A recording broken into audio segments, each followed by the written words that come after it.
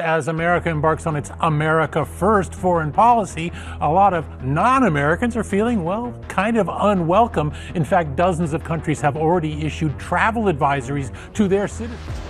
Some Dutchmen say, why are you going? You're going to Trump? We have tariffs, they've been set, and it's going to make our country very rich. Canadians alone annually spend more than $400 million here in LA. As the US doubles down on its America First foreign policy, the world is beginning to feel unwelcome. And it's not just a feeling. Dozens of countries have now issued travel advisories for their citizens, warning them about visiting the United States. Some Europeans have bluntly asked, why go to America? You're going to Trump's turf now. Tariffs, tension, and trade wars. Americans have been promised that these policies would make the country richer, but in reality, they're making the country quieter, especially in one of its most dynamic industries, tourism. Take Los Angeles, for instance. Canadians alone spend more than $400 million here every year, but now the tourists are vanishing, not because of a pandemic, not due to a natural disaster, and not because of terrorism. This collapse is slower, quieter, almost surgical. The US tourism industry is imploding beneath the surface, while the rest of the world keeps moving forward. This year alone, the US is expected to lose over $12 billion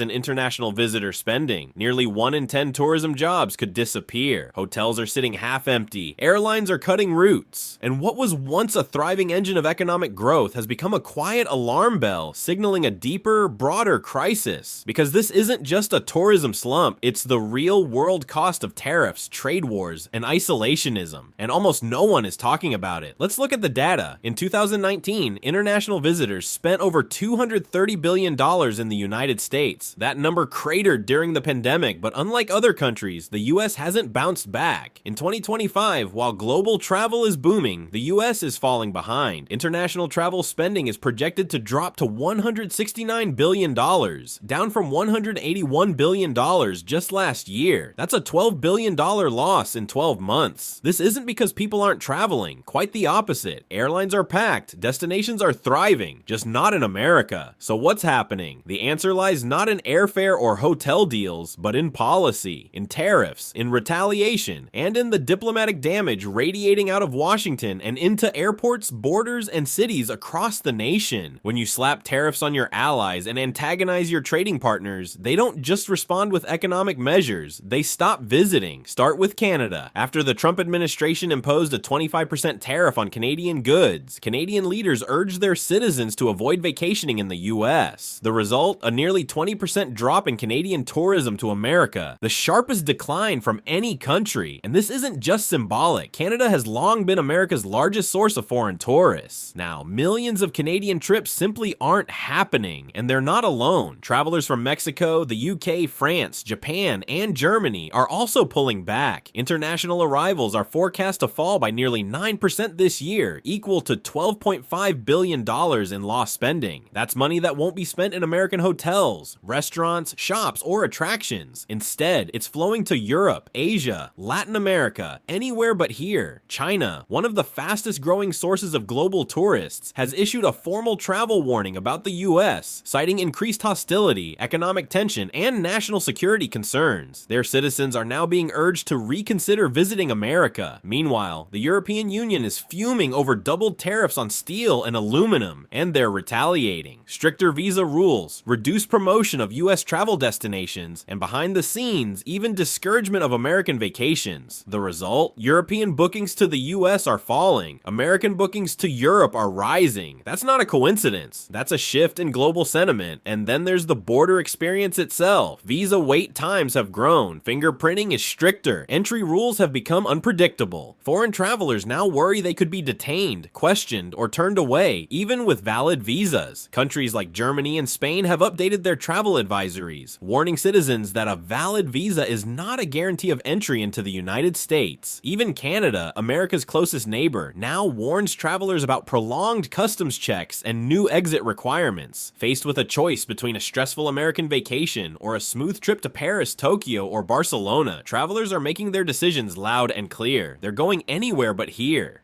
Even birth tourism has become a lightning rod. The Trump administration pledged to deny visas to anyone suspected of coming to the US to give birth. That policy triggered headlines across Asia, the Middle East, and Latin America, and stoked even more fear at the border. The result? More canceled trips, more diverted flights, more lost revenue. For the first time in modern history, the US is watching its share of the global travel market decline. This isn't a one-time dip, it's a trend. The tourists are leaving, and so are the flights.